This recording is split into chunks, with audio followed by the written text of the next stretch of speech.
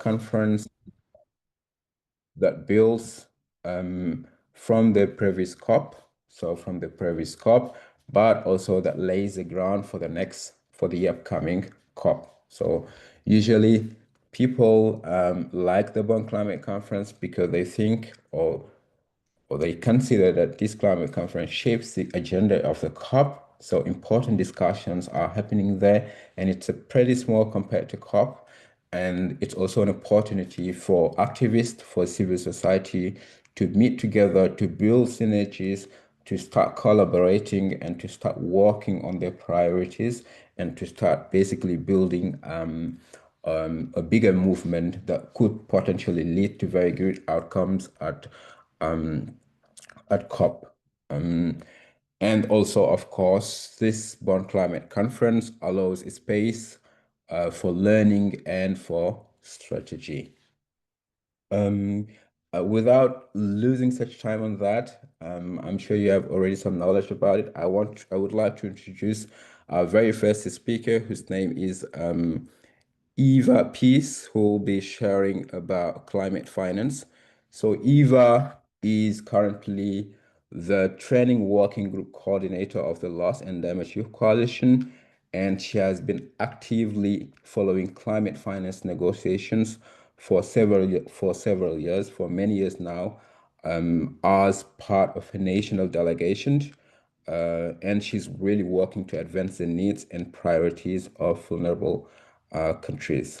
So I'll introduce Eva Peace to share with us climate finance reflections from SB62. Thank you so much, Mamadou. I'm sorry I'm keeping my video off because there's been, we have like a bad weather right now. But starting on climate finance, maybe a little bit of introduction. Climate finance under the UNFCCC, it refers to financial support provided by developed countries to help developing countries address climate change. So this includes both mitigation efforts that reduce greenhouse gas emissions and also adaptation. But one thing to note is that there is no universally agreed definition on what qualifies as climate finance.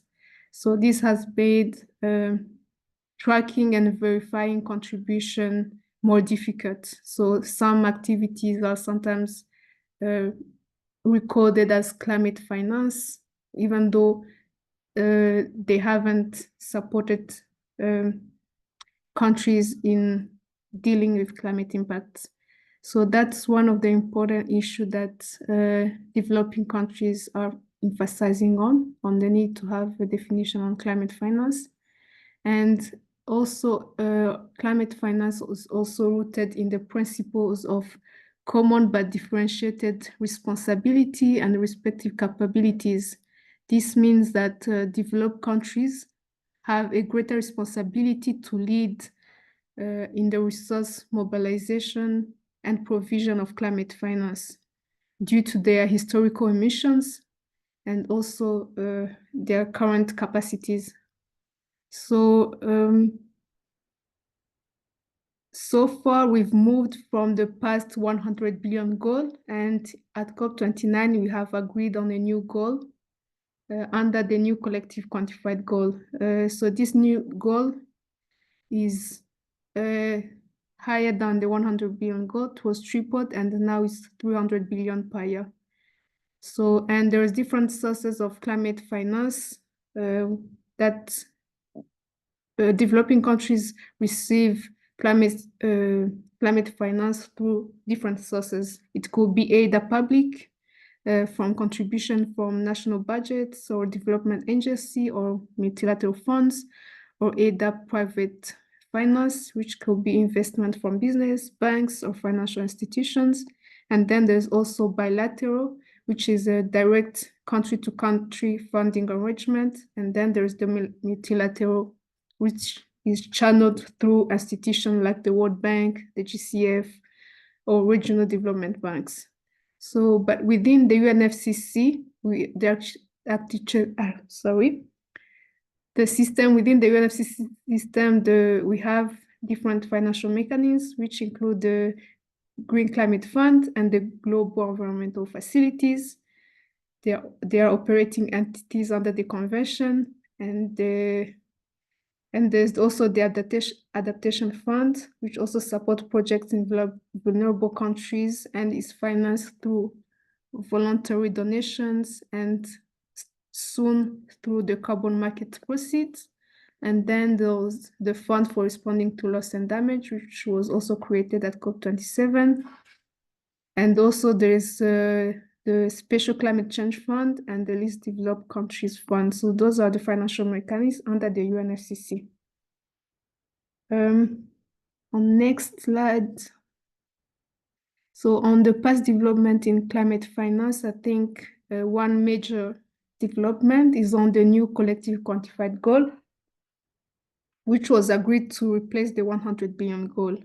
So it came after many years of negotiations, and in order to lead that, there was different negotiation, and the key priorities of developing countries, such as the LDC, SEED, and African countries, was that there should be a strong focus on public finance, not loans or private finance alone, and to ensure that there will be like grant-based finance, the tripling of adaptation finance, the balance between mitigation and adaptation, to include also loss and damage in the new collective quantified goal. But the final outcome, it was a compromise, I would say, between develop and developing. It didn't include all the asks that developing countries had hoped for.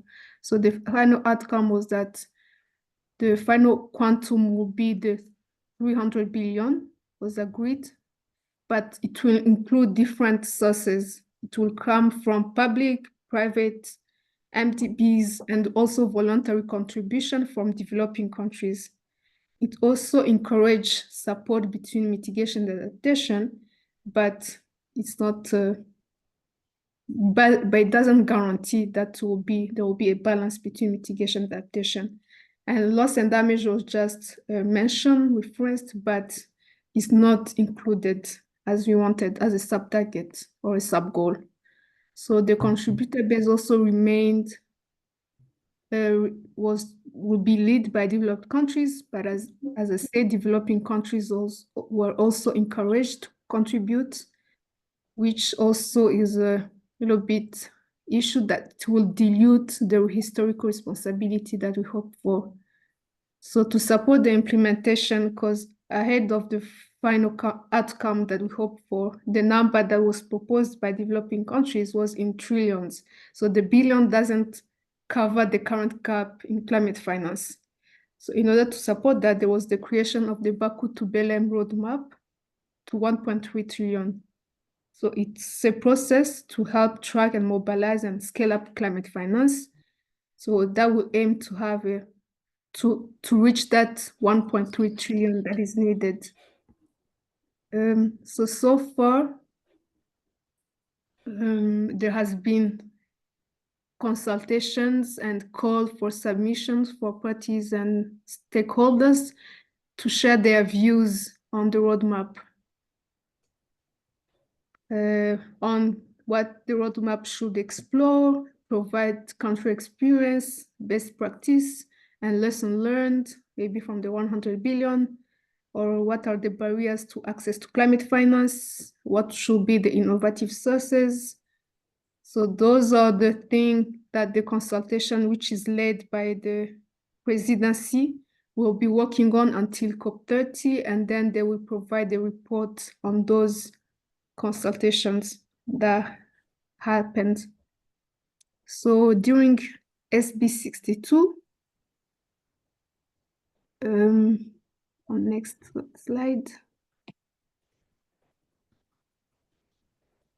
So I think starting with the Baku to Belém roadmap to 1.3 trillion, the process was launched, and then during SB62, there has been 3 days where parties had the opportunity to exchange their views on the roadmap. So many parties expressed frustration over the lack of clarity on how this process will move forward. So some of the key questions raised were, how will parties' input be reflected in the final roadmap?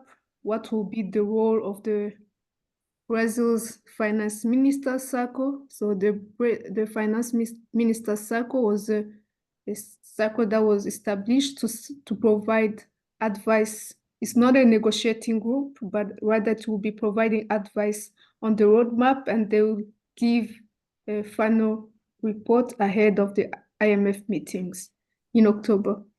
So parties want to have more clarity on what this roadmap Baku to Belém means.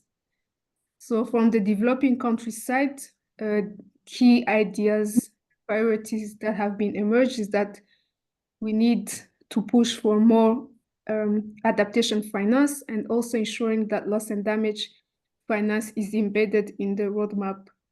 And there was also a strong call for grant-based rather than loan-based finance. And on the other hand, for developed countries, they emphasized more on mobilizing private finance or exploring innovative funding options, like including polluter-pays mechanism and levies.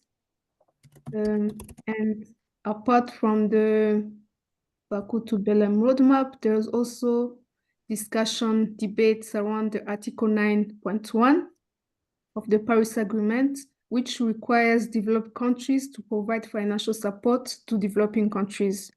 So developing countries during SB2, there have been the African group, the Arab group called for a standalone agenda on this and proposed to have a work program that would ensure that adaptation finance is tripled, that public finance for that there will be public finance for the loss and damage fund, but also establish fair burden sharing between developed countries. But developed countries opposed this standalone agenda, and there has not been any consensus that was reached.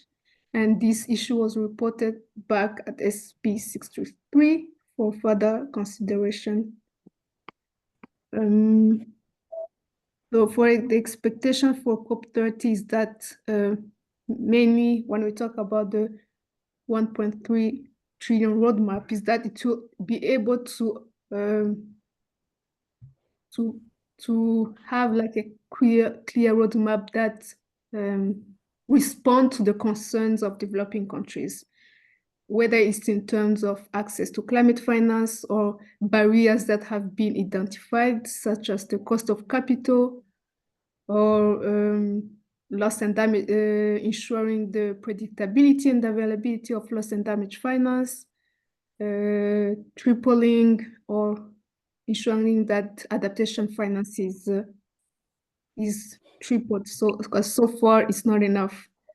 So the 1.3 roadmap should be matched with clear public finance targets for loss and damage, adaptation, mitigation, but especially for adaptation, loss and damage, the majority should be public and grant-based. And also within the NCQG outcome, there was a paragraph that spoke about prioritizing or tripling contribution to climate funds, such as the GCF, the past GCF, JF, Fund for Responding Loss and Damage. So how do we make sure that it's implemented? So I think for COP30, it's more, the roadmap should not be like a delay, like another way to delay implementation. So we move from decision now to implementation. Thank you so much. Thank you. Thank you very much, Eva. So a lot of very interesting informations. I took a lot of notes, and I hope people also did. And we will come back to this discussion on climate finance. Now I want to move to our next speaker, who is Tamsir Salah. And Tamsir is a member of the UNGO Global Coordination Team, and he's very active in loss and damage youth coalition's advocacy working group. He actively contributed to the in-ground engagement of LDYC during the SB62, where he participated in bilaterals with official delegations, including those of the EU, of the Santiago Network, among others, and then with his agenda to discuss matters related to youth participation and inclusion, especially in loss and damage finance. He's also part of the Gambian youth delegation. So Tamsi is from Gambia, and he's following loss and damage negotiations on behalf of Gambia. Tamsi, you're welcome. I'll just ask you to keep it short so we have room for discussions later. Yeah, thank you very much, Mamoru, and good morning, good afternoon, good evening, depending on your time zone. It's really nice to be here. So, yeah, as Mamoru have highlighted already, so I am Tamsir from the Gambia, joining from the Netherlands. So, I'll quickly take you through what loss and damage is all about. Like in COP13, that is in 2007, loss and damage was adopted, called the Bali Action Plan, where loss and damage was first introduced as part of enhanced action on adaptation, and including part of which some of the key agenda items and adoption were disaster risk strategies and means to address loss and damage associated with climate change impacts, especially in developing countries, because we know developing countries are the countries that are mostly vulnerable to the climate crisis, and issues surrounding loss and damage is something that's a real life situation back home.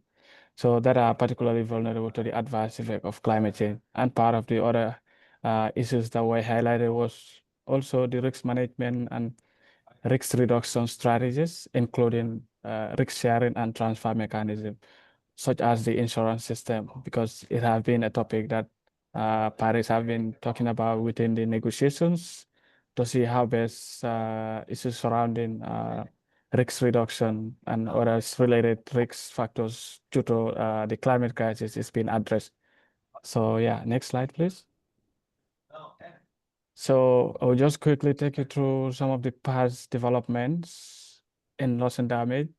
The list is not exhaustive, so if you want to find more information, the link will be shared in the chat, or hopefully maybe after the presentation will be shared with you people. Then in COP16 in 2010, the issue about loss and damage was definitely discussed, and which led to the established and as enhanced action on adaptation, a work program on loss and damage to consider approaches to address loss and damage related issues, especially including impacts of extreme weather events and slow onset events. So maybe for some of you, probably you may not be aware about some of these key terms, but the slow onset event and some of these issues were discussed, and there are past developments within the loss and damage framework, whereas it focuses more on developing countries that are actively or mostly vulnerable to the climate crisis. In COP13 in 2012, Paris decided to establish an international mechanisms at COP19 to address loss and damage associated with the impact of climate change in developing countries.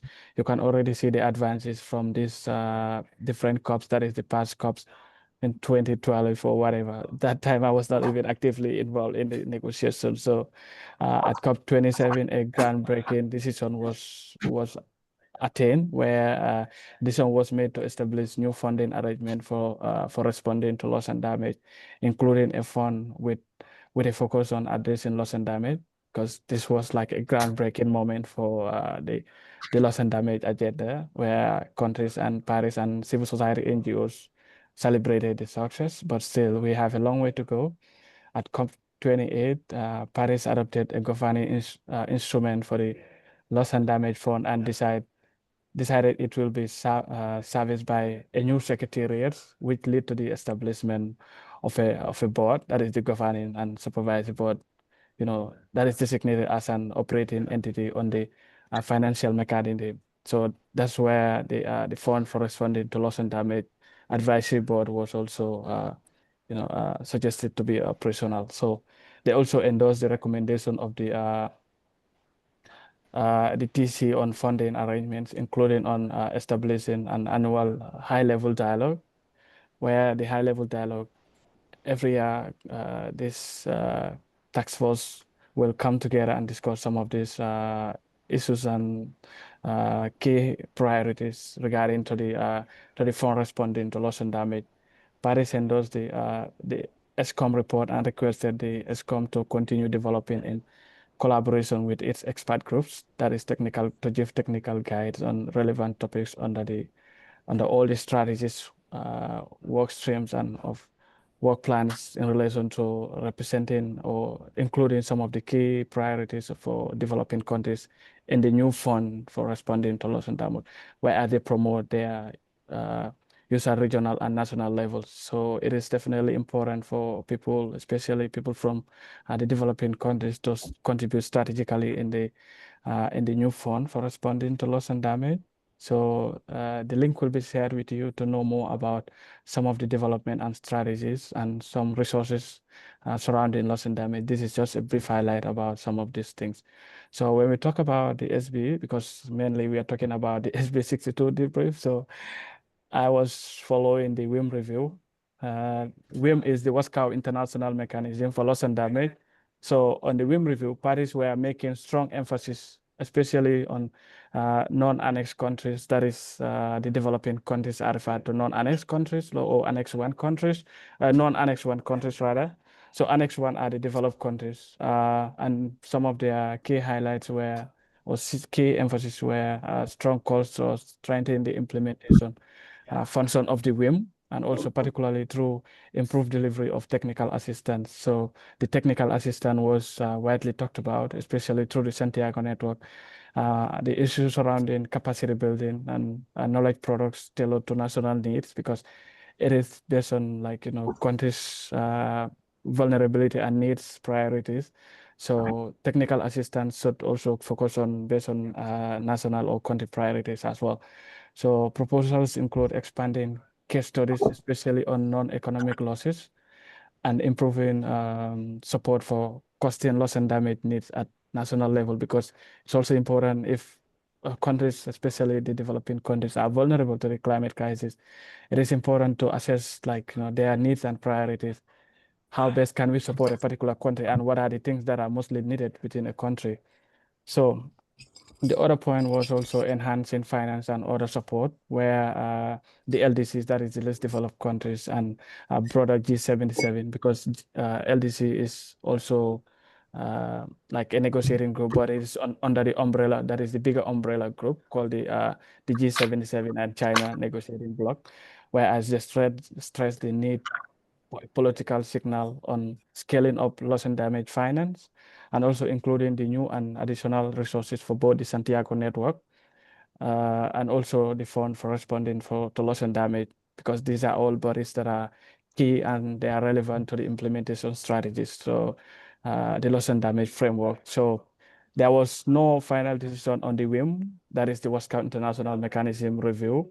So key discussions and outcomes were the SBST, that is the subsidiary body for scientific and technology assistant, and the subsidiary body for implementation, that is the SBST and SBI, agreed to continue considering the review of the Wascow International Mechanism at COP30, but specifically on SB63, because SB63 will be happening in Belém, in Baku. Sorry, I'm talking about Baku, in Belém, in Brazil, whereas some of these key highlights and agendas will be still talked about, because there was no final agreement on the WIM review and whatever. On loss and damage fund, the fund established at COP28 was further in its operationalization with the appointment of an executive director and initial financial agreement. So we still have this agenda still ongoing, but it is like there is no much progress within how best, some of these key highlights on ensuring that the fully operationalization of the loss and damage fund, and how countries can access this fund. These discussions will still ongo, because in COP29 there were a lot of disappointment on the issue about loss and damage, especially the loss and damage finance. So next slide, please.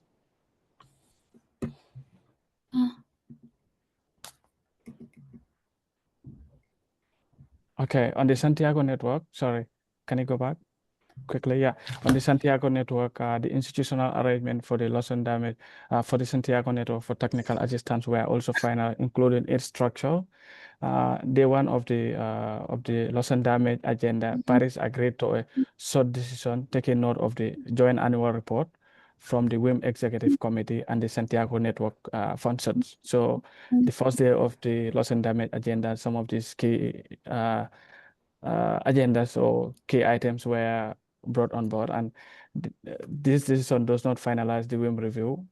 It is merely acknowledge the report and forward it to COP30 in Brazil in November, forwarding an informal note like a textual compilation of Paris proposals was also produced, reflecting key negotiation elements such as coordination, finance, technical assistance, and knowledge products.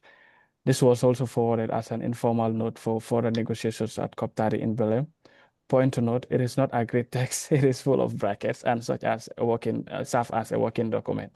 So there was no agreement within the entire framework under this particular agenda item related to loss and damage in SB62.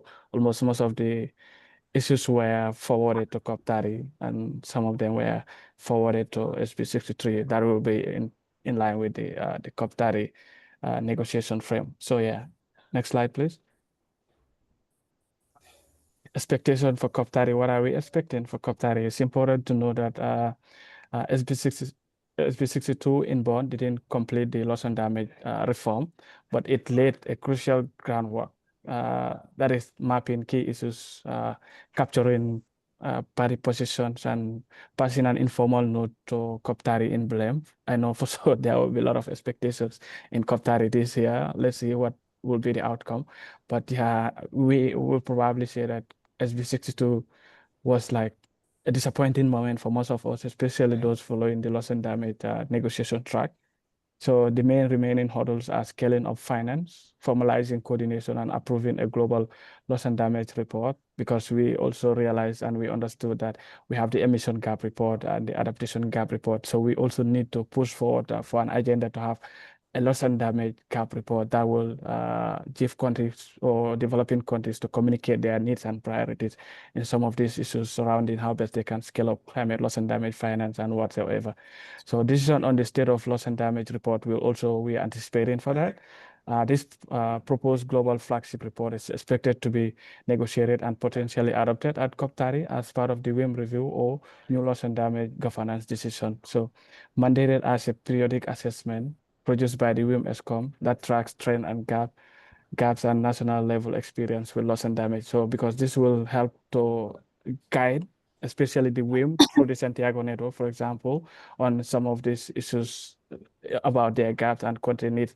Because through the Santiago network, especially on the technical assistance aspect, because the Santiago network is already operationalized, it will help them to understand what are the country needs and priorities and how best they can be supported in some of these areas of approaches. So basically, this is our expectation for COP30, and we possibly anticipate for a better outcome in COP30, not disappointing as COP29 actually. So yeah, I think that was all for me through my presentation.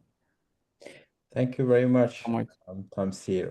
Again, very informative things you mentioned. We'll come back again to that during the discussion session. I'll just very quickly, in the interest of time, move to the next speaker, and I'll rely on her to keep it very short as well. So our next speaker will be Shreya Casey, who's from Nepal, who is also co-coordinating the advocacy working group of the Loss and Damage Relief Coalition, and she'll speak about the global stake and the NDCs. So Shreya is a passionate Nepalese social climate justice activist. She co-coordinates the advocacy working group of the Loss and Damage Relief Coalition. She possesses a rich understanding of climate negotiations and have been following global stocktake and NDC's thematic area for many years now, as a youth delegate for Nepal. Shreya Casey, please come. Thank you, Mamadou. Hi, everyone. Namaste. Let me go straight into the topic that I will be speaking on today, GST and NDCs. So Paris Agreement, the topic that I'm talking about, is under the framework or architecture of the Paris Agreement, which was adopted in 2015, 21st UN Climate Conference, and it is often known as a multilateral landmark treaty because it was adopted by 195 countries. And one of the main overarching goal of the Paris Agreement is to limit the global temperature rise up to 2 degrees Celsius by the end of this century, while pursuing effort to keep it under 1.5 degrees Celsius above the pre-industrial level. So that temperature goal is one of the key aim of the Paris Agreement. And to achieve that goal, Paris Agreement has different mechanisms in place. One of them is NDCs, nationally determined contributions. It is also known as national climate action plans. So Article 4, Paragraph 2 of the Paris Agreement says that each party, all of the countries who has ratified the Paris Agreement, they have to prepare, communicate, and maintain NDCs that they intend to achieve. And this one, it includes domestic mitigation measures, which will cover the objective of the Paris Agreement in the longer term. So each NDCs has to be submitted every 5 years to the UN AFRIPAS Secretariat. And then the case is that each NDC has to be more ambitious than the previous NDC, which means if a country submits one NDC in 2020, the second one, then the one that they will submit in 2025 has to be more ambitious. And when we say ambitious, it's like more targets on mitigation. And then that is how over time it will represent succession, and that is how we will achieve the goal of the Paris Agreement. So, and this is that national policy framework. And GST, it was established under Article 14 because just having NDC alone is not enough. We have to see if the target that countries are placing in NDCs it's being achieved, what are the challenges, what has been done so far. So that is the aim of the global stocktake. So it takes inventory and it assesses collective progress towards achieving the goal and purpose of the Paris Agreement. And this process is conducted every 5 years. And the thing is that the outcome of the global stocktake, it has to update, or let's say it has to inform the next round of NDCs. And therefore, it is very important in the Paris Agreement architecture. A short figure here which shows the relationship between NDC, GST, and there's another framework called Enhanced Transparency Framework under Article 13, which says all countries has to submit their transparency report, biannual transparency report every 2 years, which will also show the progress countries are making. To talk about the few developments, the Secretariat, UNFCCC, they prepare NDC synthesis report, analyzing hundreds of NDCs that countries are preparing. And the latest NDC synthesis report that was published last year, it says that even if we achieve the all targets of NDC, we'll only reduce the emission by 5.9% compared to the 2019 level by 2030. And in all NDCs, there are two components. One is conditional target, another one is unconditional target. Conditional targets are the targets that countries can only achieve if they get financial support from external source. And unconditional are the ones that even having international support, countries will achieve. So it says that even if we implement all conditional element, all unconditional element by excluding conditional, then it will rather result in 0.8% higher emissions. But then the IPCC, which is the science body, says that we have to achieve net zero by 2050. So it also shows we are very far from where we need to be. The first outcome of GST was concluded in 2023, COP28 in Dubai. It was widely criticized for not being enough. And it was also filled with loopholes because it was talking about carbon capture and all, which are not seen, which are often seen as false solutions. And some of the key decisions from GST1 was to transition away from fossil fuels. And this was the first time any COP decision talks about fossil fuel. And the fossil fuel is mentioned this way. And with that also, it was seen as rather a good outcome. To triple renewable energy capacity, double the energy efficiency. That Secretariat should prepare an adaptation gap report. So in 2015, before before the agreement of the Paris, countries submitted INDCs, intended nationally determined contribution. So after Paris, it was automatically translated to NDC. Second NDC were submitted in 2020, and the third one, still countries are submitting their NDCs. The original deadline was February 10 this year, but as of now, as of July 8, 2025, only 25 new NDCs has been submitted, which represents 21% of global emission.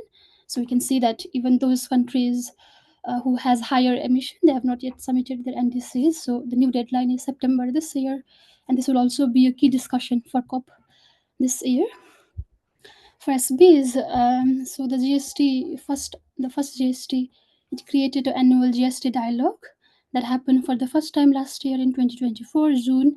So this June, SB62, we had the second dialogue, and the main aim of this dialogue this year was that countries can show how they informed their third round of NDCs or enhanced NDCs by the GST outcome. In some of the countries, you can see who shared about it.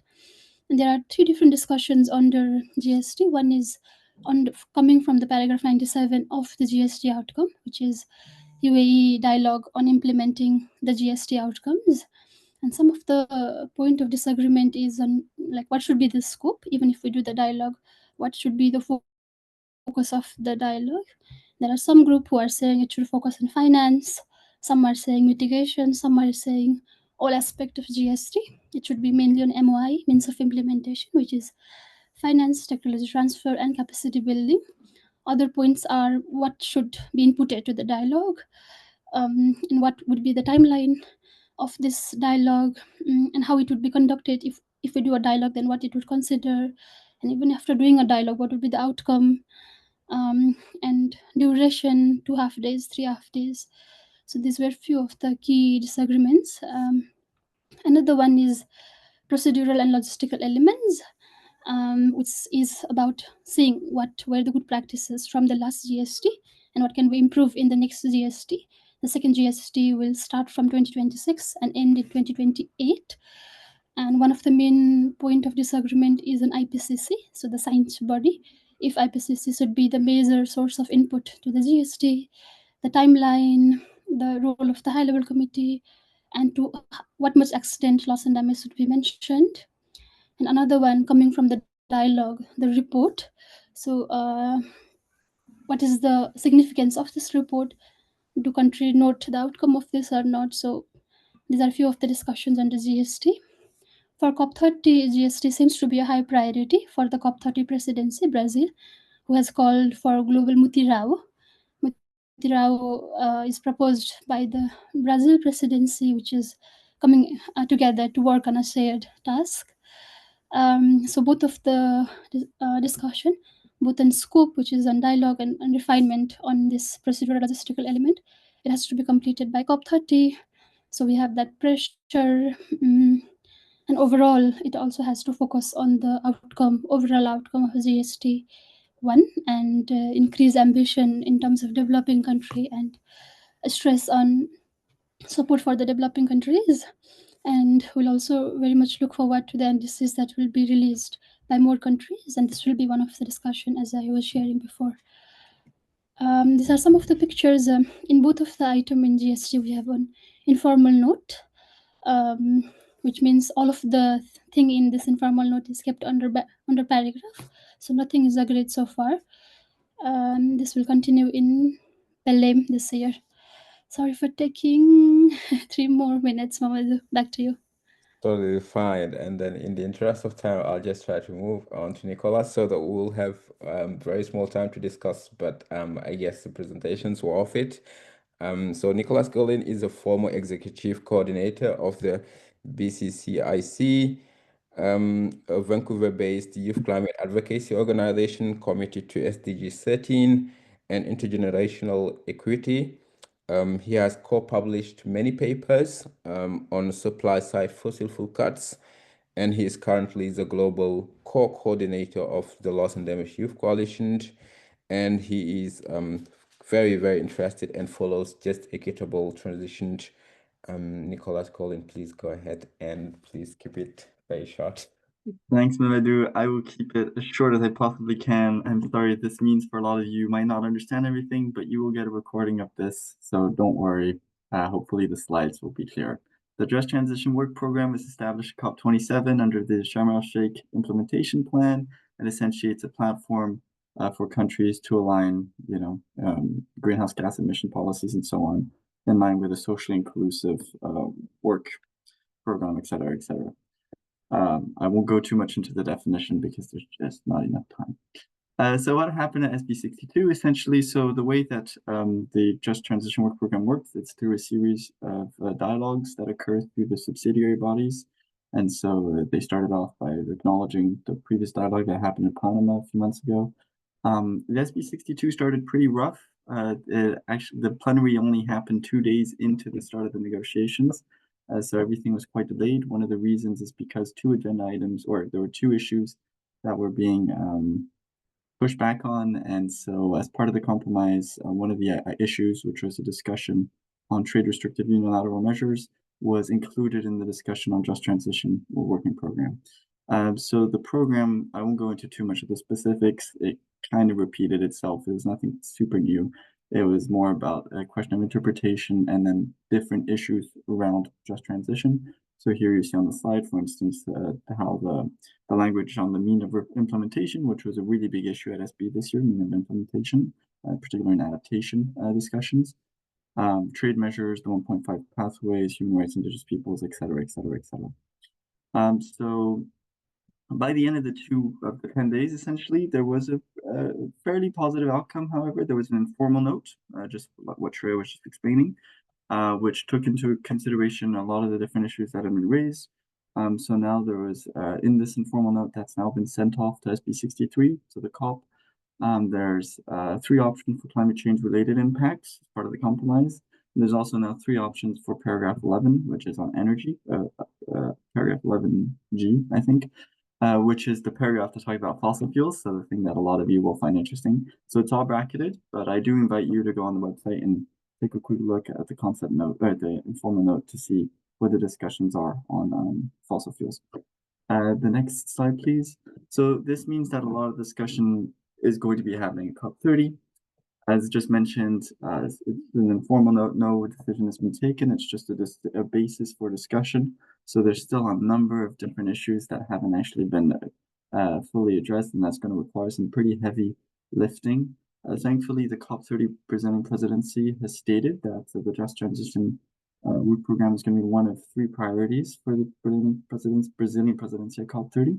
And so we are hoping to see like a lot of resources put into this discussion. One of the big issues, for instance, is the work program is supposed to end November 2026. And so there's a discussion as what's going to happen with the work program once November 2026 hits. Will it be extended? Will a new program take its place? These are some of the discussions that we'll be having at COP30. So there's this discussion, for instance, the question mark, will there be a better action mechanism for just transition? So come back in 6 months for the second debriefing after COP30. Thanks, that was my time.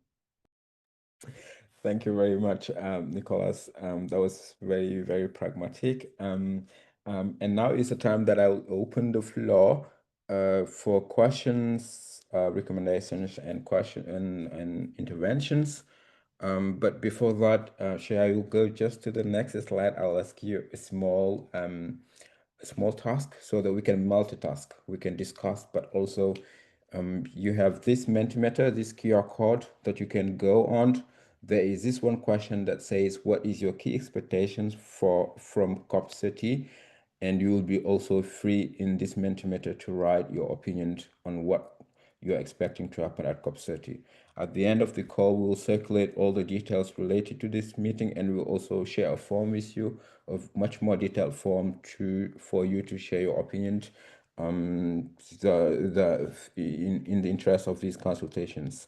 That said, now I'll just open the floor. If you want to ask a question or intervention, please raise your hand.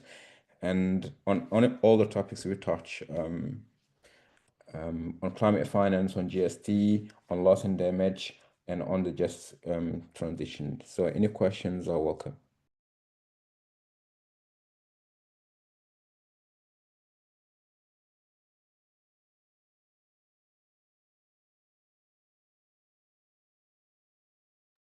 I see no hand raised, but I can see one from Joyce that I can read out.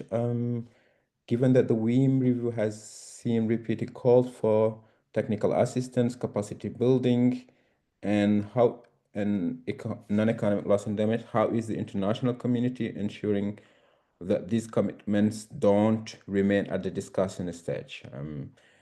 Especially that there is no final discussion yet, no final agreement, and what are the accountability measures that are set forth. So I guess this is a question about the WIM. If any of you, especially Tom's here, has an answer,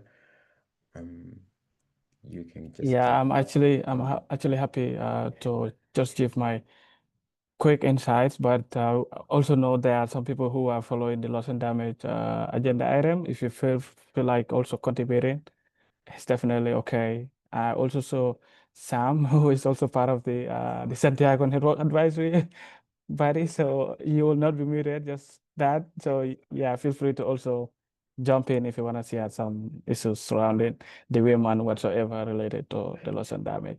But yeah, as Joy have asked, it's really important because like there was no decision on the issue surrounding loss and damage at COP. Yeah, sorry, I'm saying COP at SB62. What can we do better to ensure that the international community or ensuring that this commitment don't just stop in negotiations? It is about having like a strong advocacy agenda and advocacy goal regarding like because I so much dislike the issue about the disparity about the global south, the global north, whatsoever negotiating blocks. We know for sure the G77 and China is the biggest negotiating bloc under the UNFCCC, but sometimes it's really difficult even within the G77 and China negotiating bloc. We have some like disagreement under the G77 and China. Somehow there are a lot of conflict of interest, like the LDCC is part of the G77 and China negotiating bloc. The other negotiating bloc, like the Arab group, for example, or whatsoever you name them. Sometimes our priorities and needs somehow differs based on like our country position.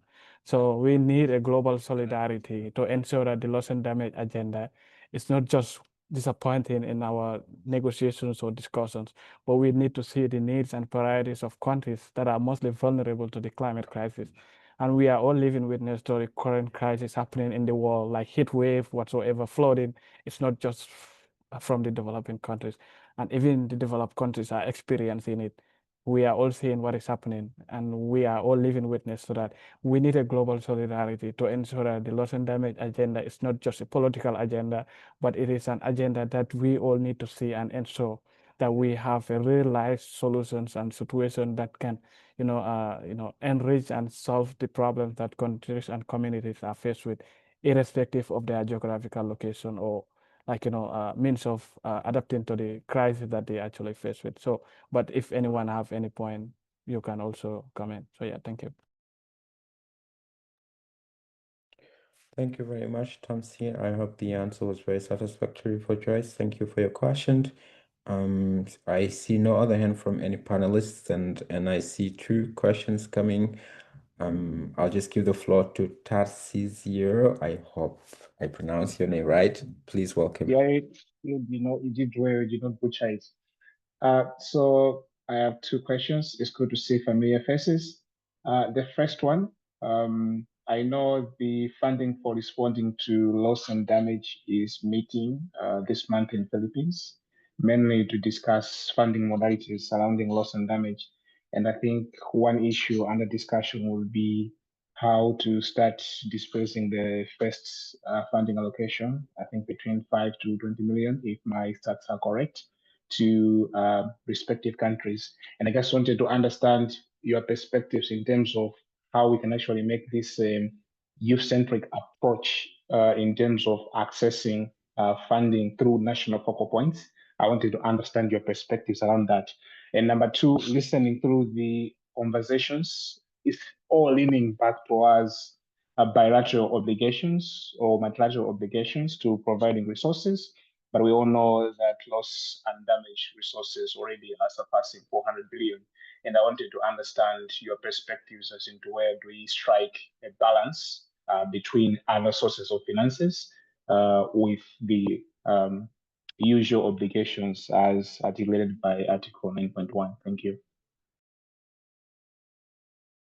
Yeah. Just before you answer these two questions, I hope you took note. I want to introduce Yao for his question. And then you can just go with all these two questions. Yao, would you like to ask your question? Thank you very much, Tarcisio. That was very, very relevant questions. Okay, thanks. And very thankful for your big and powerful presentation. I'm Yao from Cote d'Ivoire. I just want to know, you present the acceptation for this LCOI, and I want to know what we do practically or we must do practically to success or to this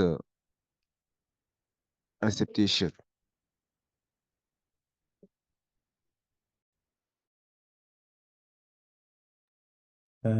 Excuse me, Yao, would you like to repeat the question?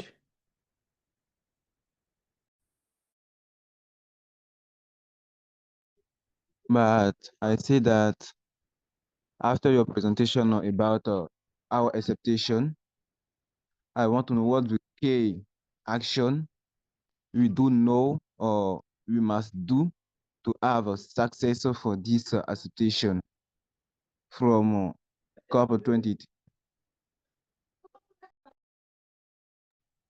Yeah, thank you very much. So if any panelist wants to respond, so for the first question from Tarcisio, it's regarding the current discussions on B6 in Philippines, regarding the startup of the loss and damage fund, but also on resource mobilization and other funding mechanisms, not for other funding mechanisms, but other funding arrangements. And the question of Yao is, now that we know the expectations, what is left to be done? So any panelist wants to come, you're welcome.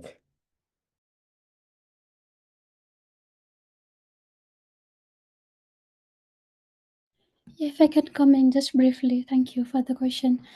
So now the startup phase, also known as the Barbados implementation modalities, was agreed in one of the board meetings in April that happened early this year.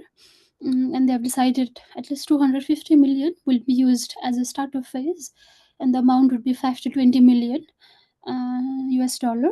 And now also in the Philippines, the meeting that started from today, they will talk more on the details on how this will be operationalized, how this will be provided to countries, communities. Is there a possibility of direct access? On the resource mobilization, we know that the amount of place in the loss and damage fund is very, very, very less than what we need. And therefore, the board will also be talking about the resource mobilization.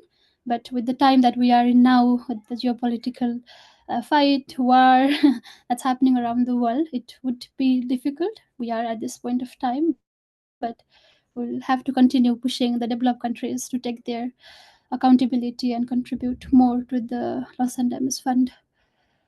I'll stop here. Thank you very much, Shreya. Is there anyone else? Tom's here, maybe. Would you like to come on the loss and damage fund in Philippines right now? Actually, like I have already mentioned, so I'm also just following some questions on the chat. But yeah, I saw some pretty cool questions that are asked in the chat. But the issue surrounding the loss and damage finance, it's an area of concern for all countries, especially developing countries, for example.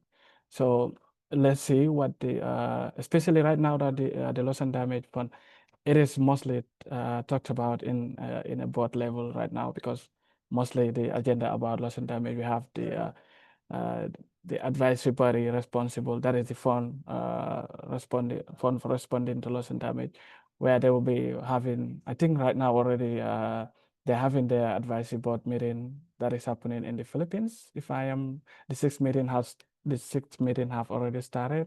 So it's just surrounding the loss and damage fund and some of these resource mobilization will be talked about during this discussion. So, but I know, especially like I mentioned in my presentation, the loss and damage outcome agenda or the loss and damage agenda is somehow disappointing, ranging from COP29 towards towards SB62. So we are anticipating for a more robust outcome in COP30, whereas the issue about operationalizing the loss and damage fund and ensuring that need-based finance and also grant-based finance is a top priority in the agenda, because most countries, especially developing countries, they are most worried and burdened is about loan-based finance, and they are trying to dispute the fact about supporting them with loan-based finance, because it will be definitely another burden for them to ensure issues that they have no contribution towards, whereas the people or countries or communities that are causing the havoc or the impact to those communities are bearing, a bare minimum of the responsibilities they have caused. Like, for example, Africa, that contributes less than 5% of the global greenhouse gas emissions. So we are a continent that is mostly vulnerable to the climate crisis. Gambia, to be specific, that contribute less than 0.03% of the global greenhouse gas emission. So it is important that we focus on grant-based finance and ensuring that countries are held accountable for giving more approachable and more realistic goal on climate finance, more so on the loss and damage finance, focusing in the economic and the non-economic losses. I know sometimes it can be conflicting, especially talking about the non-economic losses. How do we quantify it? How do we ensure that it is approachable? It is difficult because some of these countries don't have the right tools to measure some of their non-economic losses. So it is an agenda that is open for discussion within the UNFCCC framework. But yeah, we definitely need a most robust approach in supporting on loss and damage finance. So yeah, thank you. Thank you very much, Tomsi. Unfortunately, I see other hands and I see many questions in the chat, but unfortunately, we are past the time. I remind everyone that we have another session. There's a question on gender and loss and damage. For example, we have another session on Friday, 5 p.m. GMT, and in this session, we'll discuss gender and climate change. We'll discuss again loss and damage because there's too much things to discuss on loss and damage.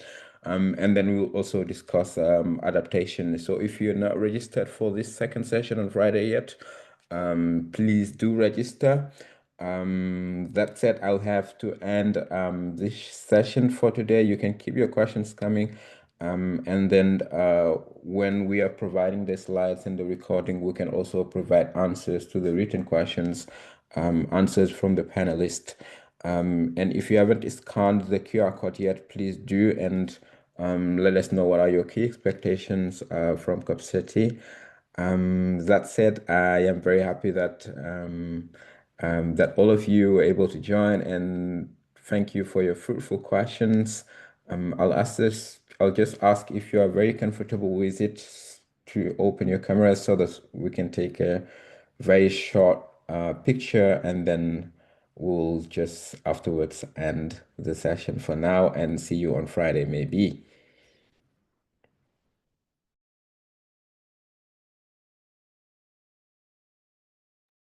Yep, group photo if everybody is comfortable. And Shreya will be taking the picture for us.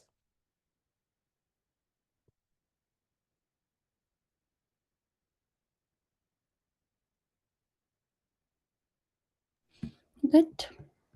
Maybe you can All stop right. the presentation. Maybe you can stop it. I don't know. Yeah. Yes, thank you. Tamsir. All right. Thank you very much, everyone, for joining. And Oh, yeah. photo mode. Just a second. Okay, sorry. All right, 1, 2, 3. Give me some time because we have another one.